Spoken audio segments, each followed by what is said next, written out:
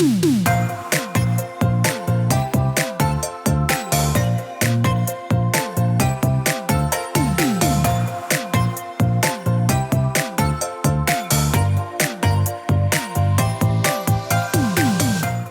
to the Plant-Based Podcast. Did you know that plants are truly amazing? Not only can you grow them and eat them, you can also wear them, drink them, nourish your skin with them, and so much more. Let Ellen and Michael inspire you to love plants as much as they do, as they chat with the movers and shakers in this wonderful plant-based world. So, let's dig in.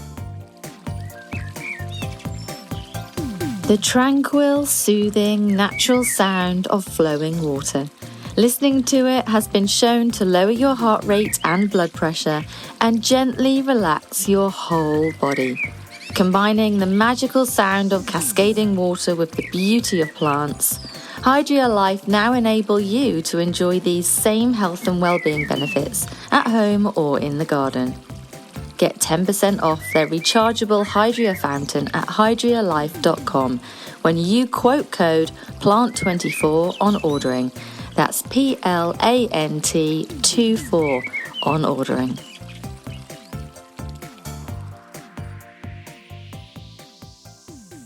Ding to the dong. Welcome to the Plant-Based Podcast. Thank you for having me. This is a very special episode going out this Sunday, and we're recording it live inside the greenhouse at the IPM trade show. I'm used to slightly bigger greenhouses, I'm not gonna lie. This is like a... Now, you've been on the podcast a few times. You used to be one of our contributors. You're heading up the YHPA with a great committee as well. Get it right, Michael. YPHA. What did I say? YHPA. You're trying to make it into the YMCA. It's like getting LGBT wrong, isn't gosh. it? Oops. Yeah. Okay, well, why don't you introduce yourself? Because you're not doing a very good job of it, basically. Yeah. But I love you. I think you're great. And I know we bounce around with innovation. Yeah. And I've seen you already at the show over the last 24 hours. And I said, don't talk to me. Yeah. Just wait until we're recording. We don't have much self-restraint, do we? When we've got like a fizzy idea, we're both there like, look, I'm just saying this cool. And it's like, shush.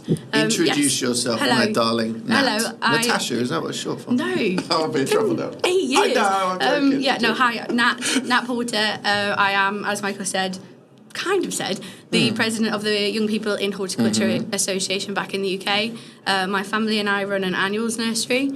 So in terms of my commercial specialism, that's my side of things. Also, I think I'm here today as Michael's friend. Yeah, there we go. Yeah, we spend quite a lot of time together working through new ideas and getting the excitement into actually bringing something to market through commercial pathways. So I think that's No, I love spending time with you, but you are on my list of people that I never spend enough time with. I feel like I spend more time abroad with you than I do my husband. Really? Yeah, because it's like... Well, I wasn't aware of this relationship, so... in November, I flew out to rural France. Yeah. I got in a car and went like an hour into the countryside, past a dinosaur park. Yeah. Did you see? It was weird. And then I opened the door to the nursery and you were there. And I was like, of course. Yeah. This was at Morel in the south of France where they breed loads of cyclamen. Yes. And we were both invited for dinner that evening and we were bouncing around so many different ideas because... You know, my history with new product development at Thompson & Morgan, your history of product development at Home of Happy Plants, we're kind of often on the same track. Yeah. Naming products, selecting products and such. Yeah. And I want to see what you found here at IPM because I'm going to go through my images, my really rough notepad. I've got this really annoying habit with notepads. I use random pages. Oh, mate, honestly. And so I've now had to... Why am I numbering the pages randomly in the... What am I doing? Oh, my gosh. I'm using it back to front, then suddenly I'm going front to back, and it's like... And you've just written the word fat balls down at that point as well. This is something from a Christmas video I did. That's about bird fruit. Essen's, IPM's an interesting one for me because... Obviously, plants is my specialism, but you kind of find that everything you're seeing here isn't in its natural season. Okay, so sometimes you can come and you get excited about something, and then the reality is that the plant that you're seeing has been forced to flower at this point because that's what they need to do. Yeah.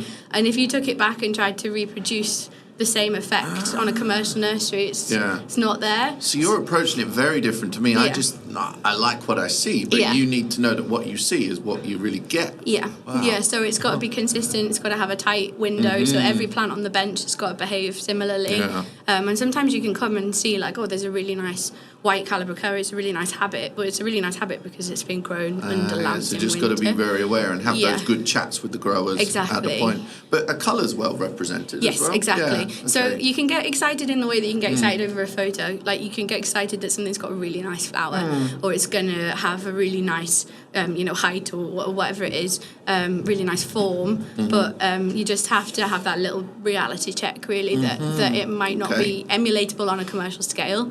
But that is why it's very important to, with my new product development role at Thomson Morgan, we're kind of always searching out, and sometimes that's why I like to also get in the kitchens, see the breeding behind the scenes, and really build those relationships. And I feel like IPM gives you that platform where they're showcasing their varieties, but you also get to chat to the breeders are often there, the growers, we speak quite a lot, don't we, about lining up like your enthusiasm through the supply chain to the consumer, because there's so many steps from breeder through to consumer, and I guess a lot of what we do is kind of trying to communicate between those steps. It's like there's a really trying nice... to straighten out the Chinese whispers sometimes.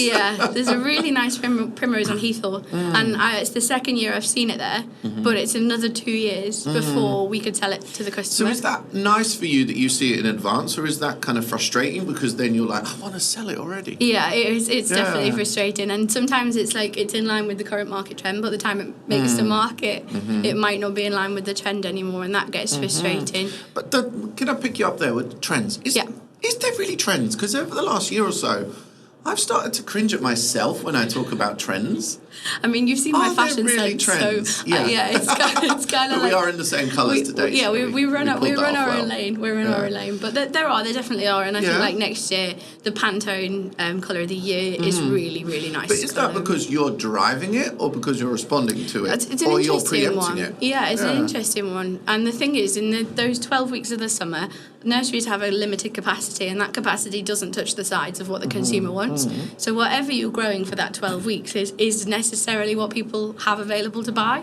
So you might be right, is that we're sort of... It's a self-fulfilling prophecy. But I wonder if in a garden centre, this is a very different way that you would buy, say, to a mail order catalogue. So garden centre is very impulse purchase. Yeah. So can there be a trend? Because it's what you just said, what's available then at the point. I think that there's a huge proportion of the garden centre market that aren't there to buy plants. And I think we have success with a trend if somebody who's gone in for a coffee leaves with a plant. Okay. And I think that's where the focus is. You're seeing garden centres go more down almost like a TK Maxx route, where they have a different amazing deal every week. So every time you go, there's a different display, a different focus plant, rather than it being the old A to Z. I don't think any of us really miss the old A to Z, but it's more experiential. You're going in and it's like one of these trade stands is like a display in a garden centre now.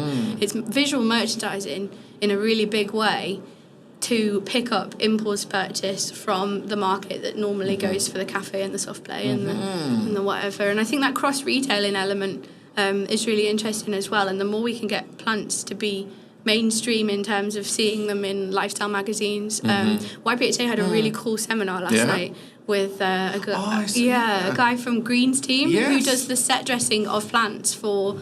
He's just done Wonka, he's done Barbies and Star Wars, and the more we can see, our work emulated in those sorts of moves. And appreciate all these areas where horticulture seeps into. Even you're going to laugh at me, but even. I always want to know who plants up the hanging baskets on the EastEnders set. Exactly, that's what this Are they yours? They're definitely. Can we not slide in a few peach fuzz in there? Yeah. I had messaged East because I'm obsessed with EastEnders. Oh, I had messaged them. Neighbours. What happened to that? Oh, Neighbours is all right, but it's gone through a lot of changes. But yeah, and I wanted to get in touch with the PR department to because someone gardens Albert Square. Yeah. It's really cool. I think this guy... such an unseen world. Yeah, absolutely. I think this guy from last night could definitely put you in touch. But what I was starting to say before, and we went off as we're prone This is going to be 40 minutes of tangents, don't worry at all. Is that Essen for me is more about concepts and ideas. different ways of looking at things. Piquing interest. Yeah, exactly. Piquing interest. But like picking up how different countries are tackling the same issues. I always call it the bit sort of beyond halls 2 and 3. I call it Epcot. Because you go on that around the world thing like you do at Epcot. So you're in Turkey, then you're in Japan, and then you're in India. And I like going out to those countries and being quite incognito and looking around at the pulp pots and how they're using the upcoming sustainability implementations. Because anyone that doesn't know the layout of IPM, like basically kind of halls 1 and 2 are really the Dutch and the German and Belgian companies that are kind of the bigger kind of quite well-known breeding companies, a lot of kind of showcase, a lot of colour in there. But then you have got those ones beyond where you're kind of going down into, indeed, like this big area on Turkey, Poland, kind of Spain, Italy. Also when you get out the other side to like Hall 8, etc., there's the smaller Dutch growers there as well. And so it is a real, like, from all over the world. Did you know that 60% of exhibitors here are from other countries other than Germany? That's cool. And it's the 40th anniversary. 1983, they had 150 exhibitors. Wouldn't that be cool? And Brand Camp, you know, that do the presents, they were here at the first show. Really? How cool is that? That's really cool. Well, I mean, they put big money into these displays. You know, some of these displays are hundreds of thousands invested in them. But don't you find they've, over the years, they've brought in the kind of Instagram element? Yeah, absolutely. I mean, you have to look at Bacon Camp and Anik Sweat. And I know it seems cheesy sometimes, but actually that's a way of getting your message out there. Absolutely. And we always fall in this trap, and I'm sure that I've banged on to you about this before, but like, we always think that like business to business, we have to like then advertise in a business-like way. But like at the end of the day, we are all people. Yeah. We all scroll through Instagram when we're on the loo or on a Sunday afternoon on the sofa. So we might be a grower that then sees something from, you know, a breeding company through our personal browsing. We have those channels now direct to the consumer.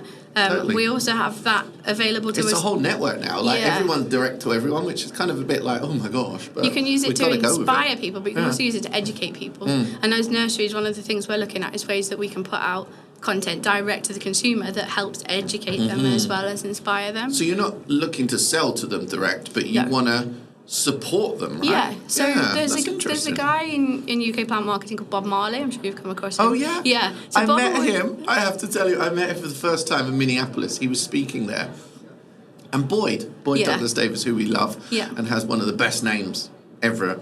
Yeah. Not even just in horticulture. And he was like, "Oh, when you go to Minneapolis, make sure you bump into Bob Marley." And I was like, "I thought Prince was from Minneapolis. Like, why am I going to?" Like, is there a statue or commemorate? I don't know. And I was like, and then suddenly this guy walks up to me like this, like from the Midlands guy. He's like, I'm Bob Marley. I was like, what? Am I in a fever dream? Bob always says that, like, when you look at the advertising of a cream egg, it isn't like Superdrug or Iceland, or it's Cadbury's. Cadbury's take ownership of creating the demand with their consumer for the product. And I think that is in line with the people that know the most about the plant and how it should be treated. And I think that if we can generate the demand for what we think is the right thing for people to be leaning towards and teach them about it, and then that's the ideal version really is. What about, I haven't even asked you about highlights yet. Sorry. I just love chatting with you and stuff because we're always not even on the same track, but we understand each other. Yeah. So what about plant branding? Because it's so funny because over the years, I think some of the only plant brands that really have sustained are things like Million Bells and Sophinia. Well, could you name any others off the top of your head that really created a buzz? So I didn't know till yesterday that Sonetti is a brand. Yeah. So the Pericalis on Bacon Camp, they can't call them Sonetti because that is a brand. Yeah. Hoover. I didn't know that at all. So obviously that one, Sophinia. Suntoria are really the best. They're obviously the home of Sophinia, and they make a brand, and that almost becomes more than the plant. Yeah, you get it quite a lot. Like, we know now that realistically the world has moved on breeding wise from the original Sophinia. And we know that there are better behaving varieties out there, but people still ask for Sophinia, and that's exactly what I mean. Is if the consumer's asking for it, you see the same with lavender hidcoat. You know, there's the world's moved on. There are better versions. But I don't feel there are ones coming to such prominence as Sophinia. Was that the right plant at the right time? Was there less new plants then? Is there a lot of new plants jostling for attention maybe? Yeah, I think that's exactly it. It solved a problem that a lot of people had. And that generation at that point were just at the right the right point. Hey, Nat, look, they're listening to us, aren't they? How cool's that? Oh, That's really cool. Because we're recording inside the greenhouse. We're in the middle of the trade event, and there's like options around the outside where you can actually listen to what we're talking about on this wonderful podcast. Who'd want to listen to us? I know. Oh, you're about to do some product placement. No, I can see you showing me your mug. I don't think we can talk about brands without David Austin factoring in. No, of I think course. in terms of what... That was a good segue. You are a impressive girl. David, when we talk about, brands that have household recognition, David Austin's absolutely smashed it. Don't smash this or I'll be angry. So David Austin they've come out with a cross collab with Emma Bridgewater. So when we talk about bringing plants into daily life, every time I have a cup of tea or coffee, coffee's better than tea. But that rim is a bit too wide for me. Well, I like coffee from a narrow rimmed cup. I'm silenced. It changes the fragrance of it as you drink as well.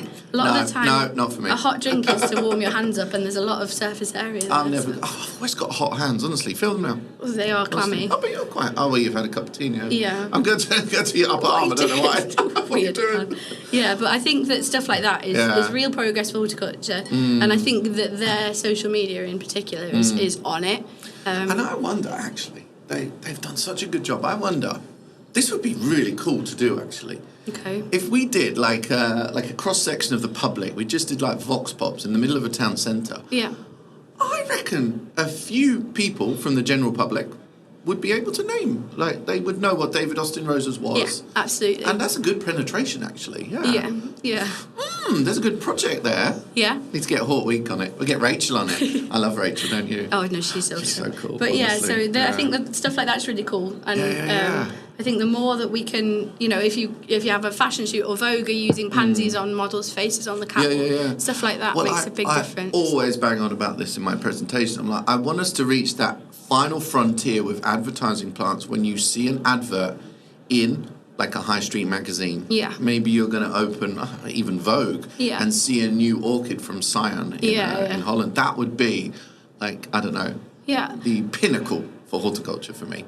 Yeah. And maybe a celebrity is helping to then endorse that product. Absolutely. Yeah. I think we spoke... Like a perfume almost. You know? But I think we need a celebrity who is mainstream and isn't a plant celebrity. We do not need... It doesn't need to be linked to plant celebrities. And I think that is the trick sometimes, because that's how you're going to recruit people outside of our world. Yeah. Yeah, and I think we're not brave enough. I think sometimes. Joe Lycett is awesome for that. Some of the stuff he does is really accessible. But it's almost like he initiated. It's like we weren't brave enough to kind of pick him out in that way.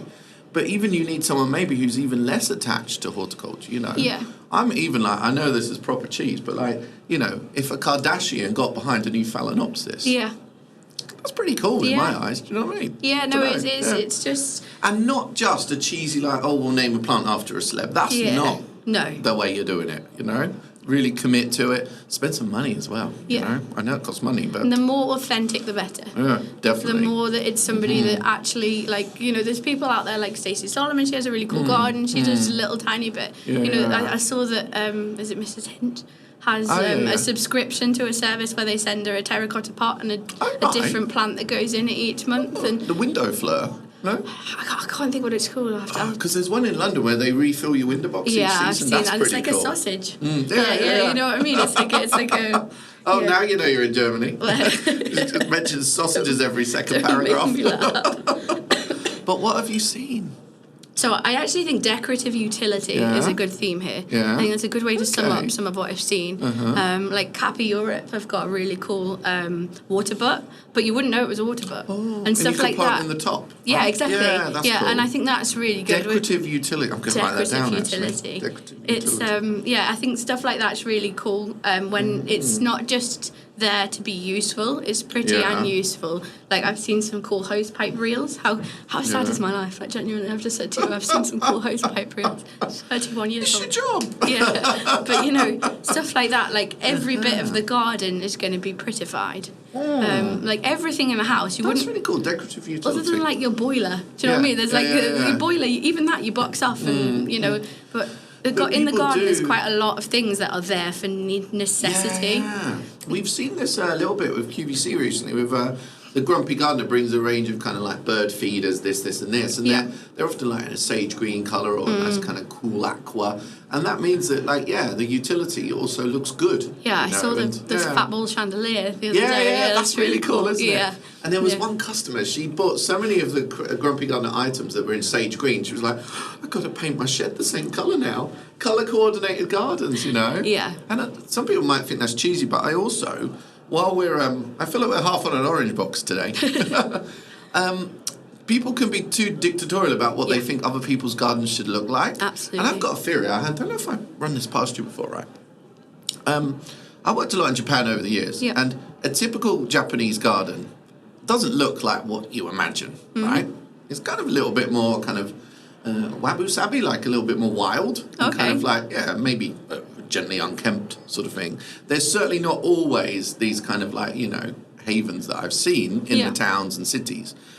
And an English garden, what you imagine as an English garden, they really don't look like that, do they? Absolutely But we never admit this. No. Why is that? It's so weird. Is it because we're snobs? Yeah, probably. Take the floor now. Probably we are all massive snobs. I mean, the National Garden Scheme probably has a bit to answer to in that. In that, I think it's brilliant. It's amazing. And maybe I'm wrong, and maybe some of the gardens that people are letting you inside are to show you the different version. Yeah. But I think... I wonder how many semi-detached are on there, or terrace. Yeah. I imagine there are a few. Yeah. But the connotations... But it is the vision, and probably... the picture you're going to use for the brochure is probably not of the 3-bed semi. Exactly. As well. Yeah, and With the solar lights. I think it's people who draw attention to their garden is because that they know that their garden fits in with the preconceived. Yeah, because I've always got this fear. An English garden looks like this. Yeah. Half on one side, lawn in the middle. Yeah. There's a border, probably too narrow. You haven't got enough in it. Yeah. You kind of maybe got some Hebes in the corner. You Yeah. certainly got some solar lights. Maybe some that don't work anymore. Maybe you got something on the wall, here or there. That is what they really look like. And that is also what people are happy with as well. Well, I think lockdown was really interesting. I've got a presentation I have to send you that I did just after lockdown because I think we got a few different types of gardeners when we talk about these new gardeners inspired by lockdown. And I think that there was one set of them that were that person and remembered their granddad's garden with the little flagway path to a greenhouse and white picket fences. Yeah. And, they've possibly tried to emulate that. But I think the bigger portion have either moved across from houseplants and are more, urban. Their garden style is more urban. It's more about grow your own. They're plant parents. We'd call them plant parents. And then I think there's this real portion who are garden decorators rather than gardeners. Yeah. And there is nothing wrong with that. There was a huge, huge boom in interest. Sorry, I'm bashing my mic around. Sorry.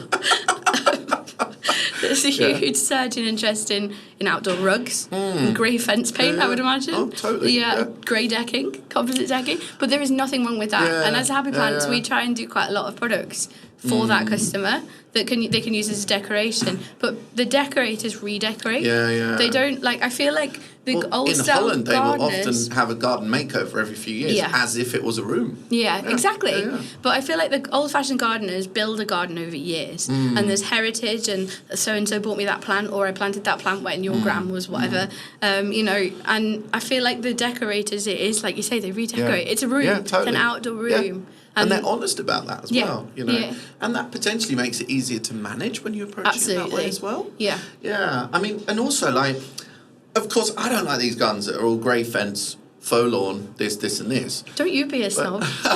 No, but the thing is actually, and Green Finger City Boy on Instagram that I work with a little bit, kind of opened my eyes to the fact that, this is not ideal. And if we can get them around to kind of getting a little few bits in there for nature as well, that is great. But a halfway house is better than nothing. That's the way I see it.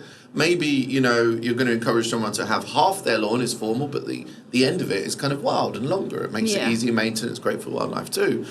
But actually, sometimes with artificial turf, Greenfinger City Boy said to me, Adam, he was like, there are some people with maybe disabilities, disabled children, kind of that need to use those areas. Yeah. So we're kind of, in being snobbish about that, we got no nuance of what people's needs really are as well. Yeah. And so it has to be a halfway house, but we kind of always get very militant. And I was on the CHA stand this morning, Commercial Horticultural Association, I think, just kind of chatting along those lines, really. And we're not going to make this a peat-free chat, but I think sometimes, like in the UK, there's too much emotion attached to it. Absolutely. And the social media element, and then kind of like, if you're doing this, then we're going to cancel you because of this. Exactly. It's not practical. Oh my gosh. Yeah.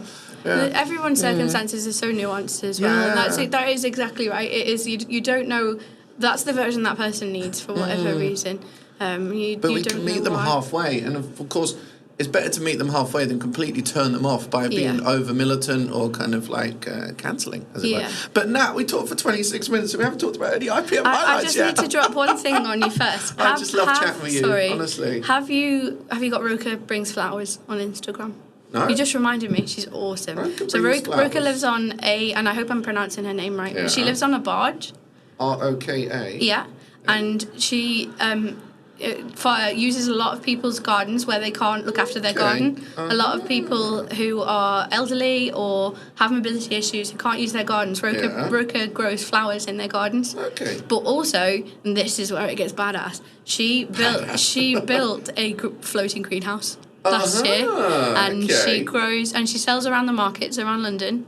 Have you found her? She's awesome. Yeah, I'm following her now. Yeah, she's got great hair. She has great hair. But I just think that is like, if somebody has a mobility issue and they can't, I think that is the absolute pinnacle of. But now we probably need to talk about IPM. No, I know. Sorry. But we do assume that everyone should have this garden that is full of Calamagrostis and Verbena bonariensis, but maybe not everyone wants that.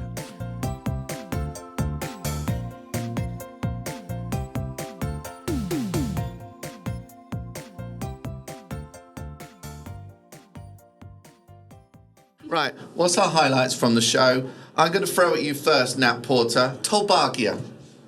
You'll have to educate me on that one. I'm sorry. Tolbagia, why is it not bigger? It's like a kind of... it's in the allium family. It has a lovely little fragrant flower, lovely purple, and it's used a lot in kind of like Southern Europe, South Africa as well, as kind of planting. It's really cool because it has a leaf that is like, because allium family, it tastes of garlic, but the flowers smell of honey, and it's an excellent landscaping plant. Nice Sounds for like container work as well. No, it's very cool because it's drought tolerant, it's moisture tolerant as well, it's heat tolerant. I'll show you a picture because I was talking to some of the French breeders the other day, and it's almost like it almost became popular, but then it didn't. It was on the cusp a few years ago. So I think Tolbagia could have a big future, I would say, because it's very climate-proof. It's almost like a very small, more delicate agapanthus in some ways, with that kind of pink colour palette. Vibe, So I kind of like been thinking a lot about Tolbagia. There's a lot of shrubs around, a lot of nice shrub breeding as well. Yeah, no, I really like that, and I love sensory as well. So to have the smell element and I think because the leaves smell of garlic and the flowers smell of honey, it's almost like the angel and the devil in one plant. No, I'm now searching through my notepad where nothing's in order, so I might be a while now. You go next. I was going to say, I think soiree.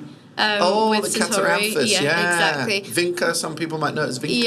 I think it'll be interesting to see how it does in the UK, and particularly in the north. But I think... Well, I've got different feelings about this. And, because it's a Suntory, Japanese breeding company, and they released, obviously, the Princetia, which I did some work on late last year. And this is the hardier, kind of like slightly more slender-leafed and flowered Poinsettia, which is hardy down to 5. Yeah. So, that doesn't actually mean it's hardy. Hardy, It's happy down to 5. Yeah. And so I was promoting it as an outdoor plant because it worked really well in that kind of late autumn period for me. And it sat out there looking good for like about 8 weeks, which is a really lovely in-between moment. And so kind of with Suntory, I was then showing completely different use for this plant. Yeah. I think the soiree is a nice house plant. Yes. Alongside Kalanchoe. Yeah. Because if you look back in the books in the 80s, I know you're younger than me, so you weren't growing in the 80s. Yeah. Like Catharanthus, Vinca minor, Vinca major? Vinca, was a houseplant. Yeah. Because it needs a little bit of warmth, and it isn't really suitable for outdoors in the UK, and a lot of breeding, as indeed you've just said, isn't quite there with having it outside. Yeah. So I think that plant actually has a good future as a flowering pot plant. Do you want me to go proper controversial? Not controversial. Ding dong. I think we should be using it in jewellery. You know, you get these little Jewellery. necklaces that you can have a little houseplant pot around your neck. Ooh. Yeah, I think there's some... Because they're really small. It does tiny pots. They flower really small. I think maybe earrings be a bit heavy, but you know what I mean? I think you need a pendant with it on, basically. You are a curveball. Well, you know. But no, I thought that was really, really cool. Yeah, but I was thinking pot plant, but also window box primarily. I think it gets lost in a container because it's quite small. Absolutely. So it's almost like a nice alternate to Calabrajoa, really, as well. The shiny foliage is really cute as well. I think that was one of the main things I like. Yeah. But I like the white best. The white is a nice contrast because you've got that gloss of the green as well. Yeah, that was cool. Very cool. I love an indoor-outdoor moment, though. Oh, definitely. I really do. Definitely. Yeah. I think, it's very strange, really, because houseplants are not really houseplants, are they? So the houseplants that have become popularised in the last few years... It's not like they're bred for indoors. Exactly. You know, you see them, you know, like monsteras and stuff. You see them, they're outside in their rightful home. Yeah, but everyone's always amazed. It's like, they were there first. Yeah, exactly. But we need to bring back some colour into houseplants, I think. Totally. I've been banging on about flowering houseplants forever because, there's another curveball before we go on our IPM kind of hunt. It's really emotion attached to plants because you buy a bunch of flowers, you're happy to throw it out after a week. Yeah, you probably want to last 14 days if you can, but something's in a pot, it's growing, it's got roots on, it's got soil, that finishes flowering, you're really annoyed. Why? I think it's managing expectation.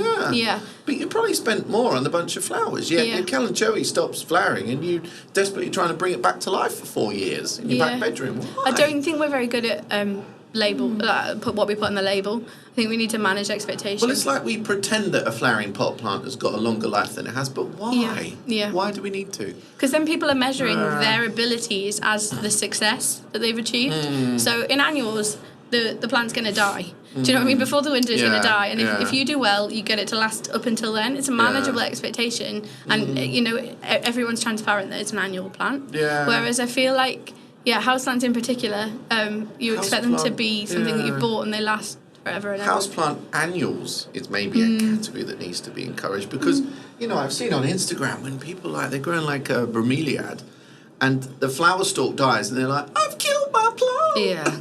Well, no, you haven't. It just finished flowering, love. More highlights. You know, you're into caffeine like me. Yes. Have you come across yerba mate? No. It's like the coffee version that they drink like in South America. Oh, okay. It's a type of ilex. It's not the one that's pooed out by monkeys. No, that's a something. Yeah. Okay. Kawiak poo or something. Sounded like a Scouser then. I thought I was back at home. Oh, let me do my Scouser bit. I love Scouser bits. Nat taught me how to say the best Scouser word. It's purple, and I'm going to say it in Scouse. Ready? Go on. Purple. I literally thought I was back at home. Purple. I can say that all day long. Purple. Right. Back to business. So yerba mate, it's a great kind of caffeine alternate because it's like hasn't got that bitter flavour that you get with coffee. A lot of people don't like. So it's a very popular drink in South America. It blew my mind when I was at La Forêt, one of the French nurseries, that they're selling it now as a plant. Okay. Because it's hardy. You can grow it as a hedge and you can grow your own yerba mate. And so I was like beside myself of excitement. And then Javoy plants, which I was later reminded that is pronounced Yavois. They got some amazing clematis breeding. They got sugar sweet, which is a fragrant, large flowered clematis. Yeah. They've also got supply of, mandevilla. Yes. Like the Sundeville, obviously made famous by Suntory. They've got, and I knew for many years, there's a fragrant one called Mandevilla laxa, and they've got supply of it. It's amazing. Yeah. And they're calling it Bolivian jasmine. Yeah. I'm glad they've I know not it's gone not down necessarily up your boulevard, but it's hardy and it's fragrant as well. Yeah? Yeah. No, that's... It's like a giant flowered jasmine, really. Yeah, it's nice. Cool. What else you got for me, darling? We grew it last year, so Yeah. it's not new. But the Summer Breeze double flowered strawberry is just awesome. And it's such delicious. a game changer because you use it in such a different way. So I remember Ellen, like 2 years ago, putting a picture on Instagram of a strawberry. Ellen, that's the former presenter of the podcast, right? Yeah. Because you know you're on an audition today, right? So I remember... We're phasing her out, on her Instagram. She's too demanding. Her rider has got too many things on it, mine is cough medicine today. She put a picture on her Instagram, and I think she was at Chelsea, and she'd seen a strawberry with a pretty flower. I was like, oh, that's a game changer, a strawberry with a nice flower. And then I feel like since then, the world has made so much progress. Yeah, and true. strawberries now are an ornamental. Yeah. Oh, definitely. I went to ABZ last year, and it was It blew my mind because Yeah. even then the strawberries they got, the different shapes, Yeah. the different kind of, even different flavours, because sometimes you approach a plant, you think it's all the same. 100%. Do you remember the strawberries just had cream that Thompson and Morgan did? yeah, That tastes yeah. like bubble gum. Yeah, Like we yeah. have, and we don't remember which one in our garden it is. So it's kind of like a roulette for I love that, strawberry roulette. bubblegum strawberry. But yeah, so the double summer yeah. breeze, and it comes in a strawberry red, a really nice Barbie pink, and a really crisp white. And I just think that is awesome because we've seen quite a lot of this ornamental. We called it edimental, didn't we? Edible ornamentals. Well, Tom Massey had a great garden at Hampton Court with that Yeah. kind of blend because blueberries, they're a fantastic plant. They look sexy in the autumn, Yeah. fragrant-ish, lily of the valley type flowers in the exactly. spring. Yeah. Really cool plants, yeah. Yeah, so I think that's strawberries. amazing progress. So you've got a hanging basket that you can Yeah. eat. Well, it's almost, to me, in that instance, the fact it produces strawberries is secondary. Yeah. Do you know what I mean? And Yeah. but the strawberries it produces are massive. I've got young children, and to get them involved in gardening, that is an absolute win. It's like And almost like for kids to have a pink flowered strawberry, Yeah, that's even more exactly. exciting than a white flowered one. yes. The future's right there. It is, yeah. It's nice. So I loved that. That was as soon as we got here yesterday, I saw it and I was like, yes, I remembered why we were so into that last year. So is that like, have you seen anything this year that you know you're then going to have in your inventory next season, for example, or does it not work that quickly? It's not quite that. There's things, mainly we have sort of 3 opportunities to see things. Obviously, week 24 plant trials is huge for us. And then we have another moment in autumn where we can be a bit more proactive and go and visit some places and see. And then Essen, the actual companies, like in the exactly. kitchens, as it were. Yeah. And then now is sort of the. So I think it's quite rare that you see something for the first time at Essen. Okay. Although last year was Schoneveld's crayon cyclamen. I loved that, and I actually saw Illusion yesterday. Have you seen Illusion? Oh, that's a bigger flowered one, isn't it? It's almost like I want to call it in my head like the Mary Poppins. Oh no, I know what down. you mean. Sorry, I saw this at Lazzuri in Italy. It looks like a daisy, Yes, doesn't it? it's beautiful. Oh my gosh. Yeah. It's completely, otherworldly. Yeah. It So really I is. do think that there's a couple, but Flower Trials is normally the one where we're something new every day. And like I say, if I see something here, I always try and manage my own expectations because I'm like, it's really cool. I really like it. Cool. But yeah, the new plant klaxon doesn't sound as often. Do you know I bought a klaxon actually? I keep forgetting to bring it in my You case. don't surprise me at all. It's like a kind of big horn that you have on a bike. Gosh, Yeah. you needed Like to be on louder. Stranger Things or something. Yeah. But I think IPM is so great for like the networking connections because you just, I don't know, it's a good lubricant for those relationships and kind of like what you see and it's a really, really cool You kind just of breeding need platform to use it to think sideways about things. Think definitely. for different angle. It might not be your bag, but what about the outdoor gerbras? I love some them. new ones, Yeah, the no. Sunbather series from Scooters. So we work. Really hard word to say. Even the Germans couldn't say it. We work with we work quite closely with Hilveda. Yeah. Hilveda okay. Florist. Yeah. Not Florist, Of Florist. course, They told me yesterday.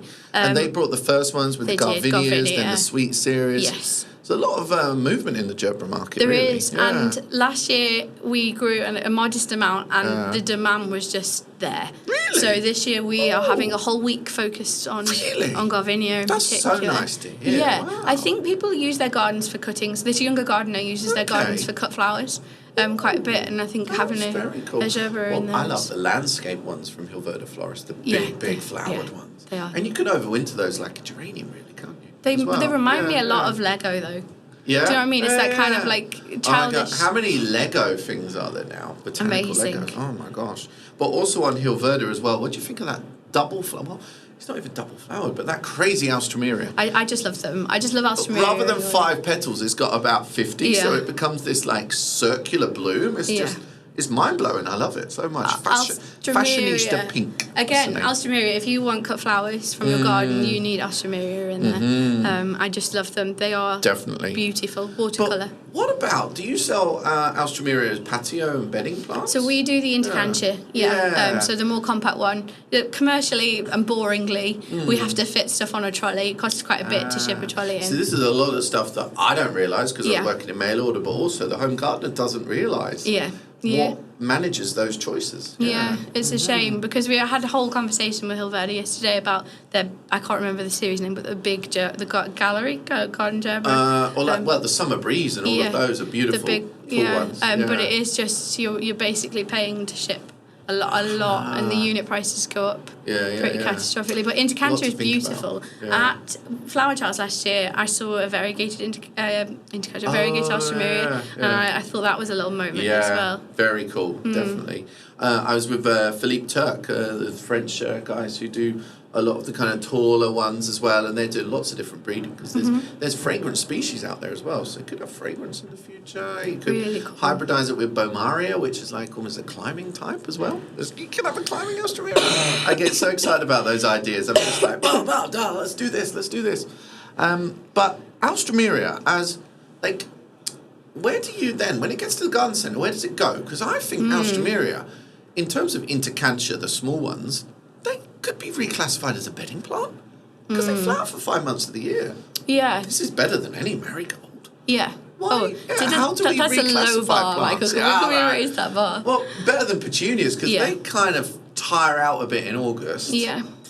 What do you think? Because how do we reclassify plants, or how do we bring them into different categories? Yeah, it is an interesting one, and I think bedding itself can be a bit misleading as well because not many people are digging those into a flower bed now, which is why I lean towards annuals. And then I think we're also doing that thing that we said before about managing expectations.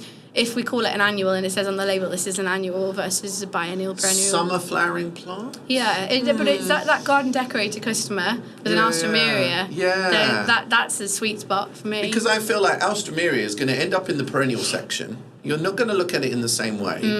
And that could actually be, one of the bedding plants you never dig up. That sort of kind of promo behind it sort of thing. So, yeah. What else? Oh, we're going to go right to the bar with this. We've got 18 more minutes. What else have you seen that you want to gas bag about? Ooh, I'm looking through my rubbish notepad now. I'm looking through my brain. Sorry, so. You can look through your pictures. I've got your phone. Look through your pictures. It's all the way over there. Show me some pictures. I saw a chameleon yesterday called Gay Baby. I sent you the video, didn't I? Sorry. Oh, here we go. She's having a relapse. She was messaging me yesterday. She's like, I really lost my voice. And I said, well, stop talking then. I think we have this interesting conversation, and another reason that we kind of need to hold hands with the breeders. And one of the reasons I like to intercept varieties quite early, because sometimes things don't translate very well. You can tell us, Nat. Oh gosh, so I'm going to start with Granvia, which is not my favourite, the Xerochrysum paper plant. I like. It's tactile, but it's a bit obnoxiously yellow, and I like colour. You say you don't like it, or you don't like the colour? You don't know the name of the colour? I don't know. I think it's I think you're just being a snob. Yeah, basically. But their tagline is the plant for the crispy touch. I know. I love that. And I'm just like, you can't do this. I know. And Heloise, bless her, at Morel despairs of me because I'm forever saying, can I change the name for the UK market? Because what sounds romantic in French can be quite hard. They've got a really, really nice new series coming out, and it's called Bisou. But it sounds like a soup to me. Do you know what I mean? It's like, I'll have the ham bisou. But it kind of means kisses, doesn't it? Yeah. So then I said to her, well, can I go with Luminaire or Lumiere, something like this? And we were talking about it that night. We all had to stick to it. But I can't remember which one. And you had Raw Perno.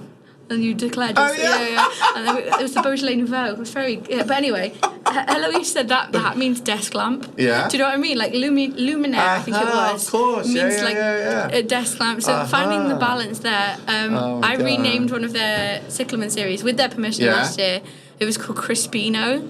And again, I didn't feel like that communicated to the UK. Oh, wow. So I named Tuxedo as well. It's lovely. But Crispino became Frilly Knickers. And then I ended up with some really interesting conversations with my suppliers where they'd text me like, my Frilly Knickers have arrived. I really like Frilly Knickers. Our chief exec at Thompson & Morgan tried to name it, I think it was Fuchsia Twist and Shout. I wanted to call that Frilly Knickers originally. It was like, put a stop to it. But, hey, look at this, darling.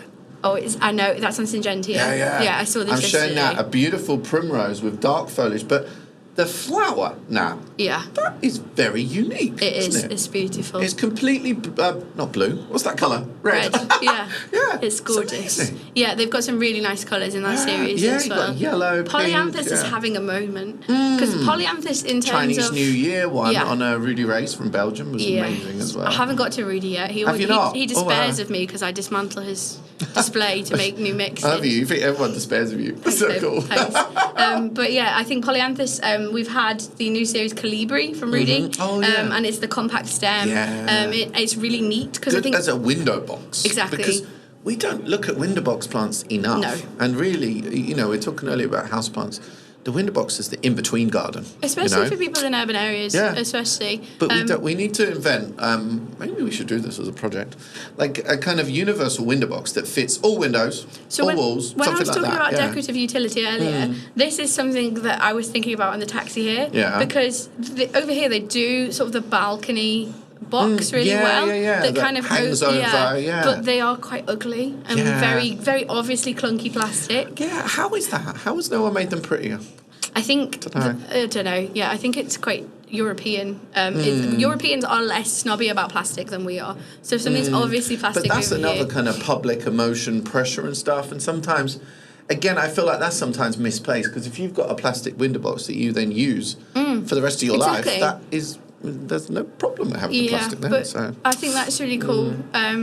Obsidian is a new series in Primrose that has the same sort of dark leaf. We've got some really cool varieties. But Polyanthus versus Primrose, you will get a lot more value out of Polyanthus because they come back. And you can plant them in the autumn and have them in the spring in a way that that's cool. Realistically, Primrose's flowers are so big that if the flower comes off, it doesn't clean itself very well and tends to rot you're right, the actually. plant. That's So a really I good think point. Polyanthus, neatened up, is a sweet spot. Well, there's those, the ballerinas from the Curly family. They've got the ones like on a polyanthus stem now, haven't Pollyanna. they? Pollyanna. Yeah, they're pretty cool. It's really hard to communicate with ballerina. We've had it for a while, and we grow it every have you year. seen this one? This is in the new plant area. Look, that's a new yellow coming through. It almost looks like a double. It's crested. It's like an enemy in the centre almost, it's which really is weird. pretty. But ballerina are amazing, but trying to get the customer to recognise what they are, to pick them up off the shelf, is quite difficult. But do they need to know what they are? They just need to know they look sexy, right? Or not? Or do you mean, do they know they're a primrose? Does it matter? Because they're tissue culture. Yeah. So they end up being quite expensive. Yeah. So to Where I recognise... think they sell best is like outside Waitrose. Yeah. That sort of, because it's a classy looking finished plant. But you can get, like Rubens, it has a similar aesthetic, but doesn't have the perennial return. And that's from seed, isn't it? So that'd be a lot cheaper. So it's a lot cheaper. So you could get a 6-pack of Rubens for not a lot more than one plant of ballerina. And if you didn't know that ballerina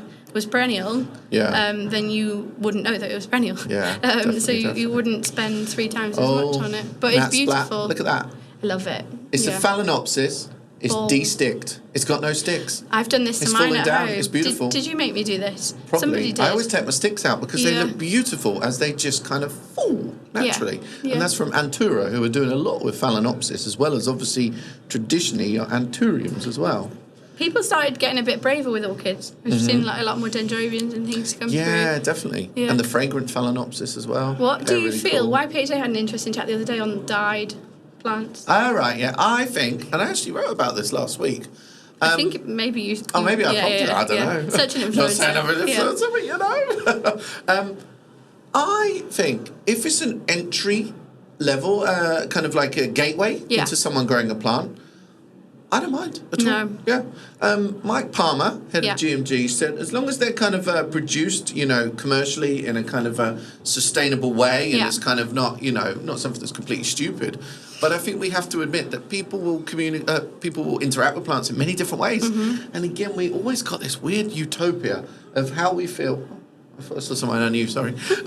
It's really hard being in a greenhouse because you see everything outside. It's like, distracted much? But it really is. We always think everyone's got to have this utopia and do everything perfectly. But was to say they don't want to buy a heather with glitter on it and it's a big market. And if that brings someone into our world, then that's not such a bad thing, is it really? And again, it's about that kind of emotion with would you feel better with a sprayed chrysanthemum? Or a sprayed heather with roots in a pot. Because the chrysanthemum's already cut, it's already dead. Do you feel worse about the heather or the chrysanthemum? That's an interesting question as well. I think it's interesting because when we said before, when we see things here, quite often they're another couple of years to market. And sometimes trialling out a colour artificially can give you a taste. Like we saw makeups. Do you remember makeups in Schoenewalde about 8 years ago?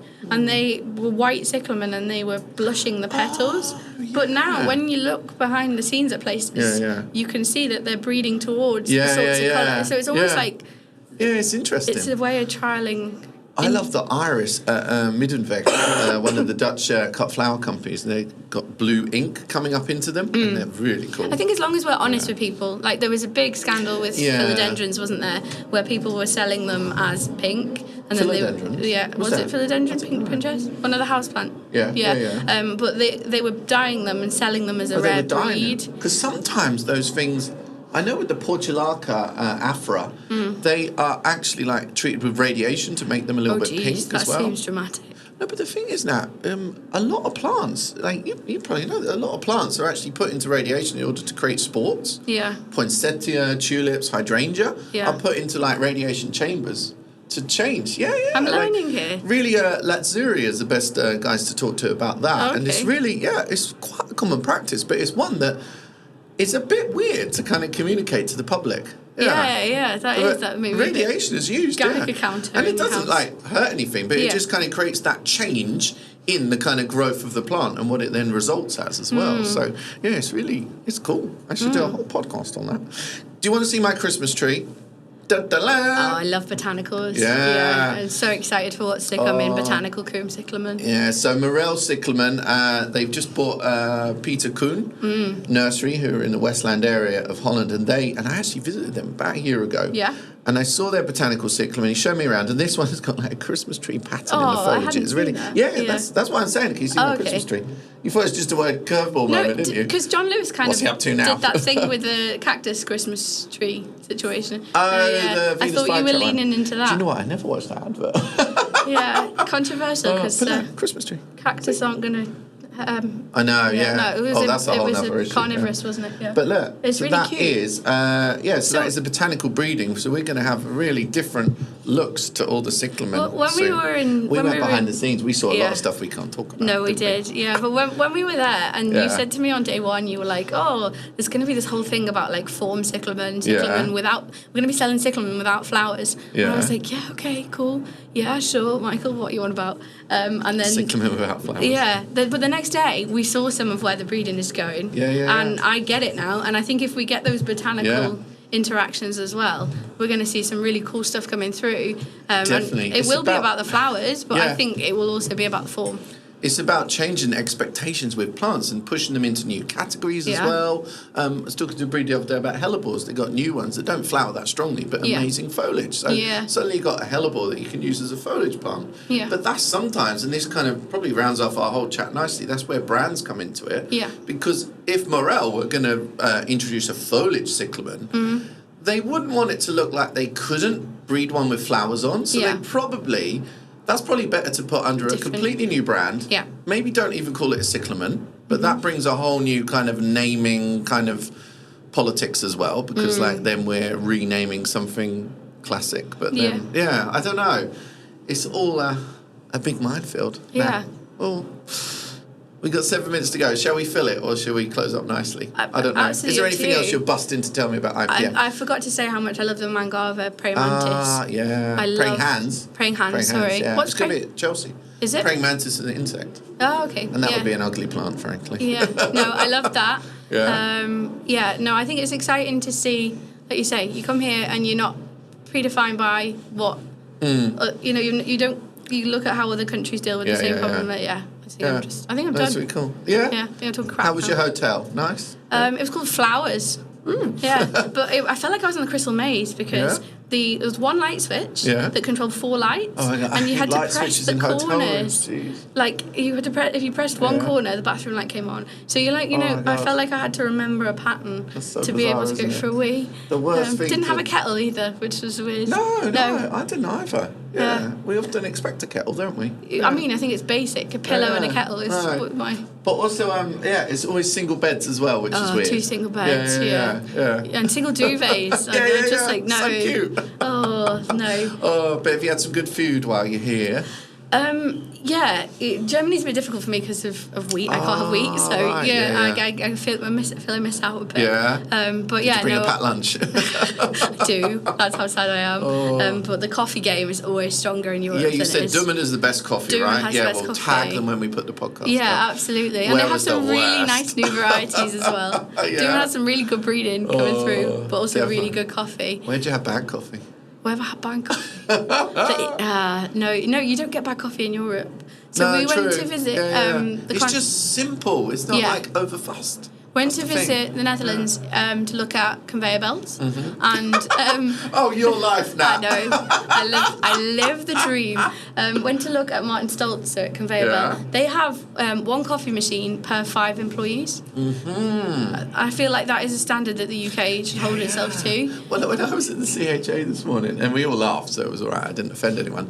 They were like, "Oh, do you want a cup of instant coffee?" I said, "Definitely not." No, absolutely not. You say Cyclamen need a different name. The coffee, it's not coffee, it's an imposter. We're such coffee snobs, honestly. We are, absolutely. But I don't apologise, honestly. No. Gotta have some class. Cool. Oh, we have to wrap this up now, but it's so nice to talk to you. I could talk to you for another hour. I really could, honestly. I wish I could say this. Thank you for joining us on the Plant-Based Podcast. Congratulations, you have got the job. Oh, thank you. And Ellen is curtains. Sorry. Right, see you later, guys. Thank you so much for joining today. Enjoy the rest of your trip. When are you going home? Today. Oh, today. Yeah. Cool. Well, you need to whiz around, see everything else. Yes. So, see you later, darling. Bye. Thank you. Bye. The tranquil, soothing, natural sound of flowing water. Listening to it has been shown to lower your heart rate and blood pressure and generally relax your whole body. Combining the magical sound of cascading water with the beauty of plants, Hydria Life will now enable you to use those same health and well-being effects at home or in the garden.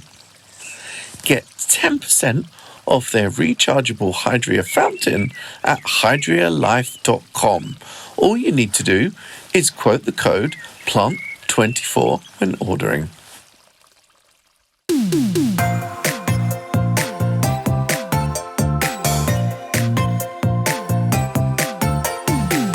The music for the Plant-Based Podcast is part of the song Grow by Mikey James, and our editor is Gareth Patch of Semi Echo.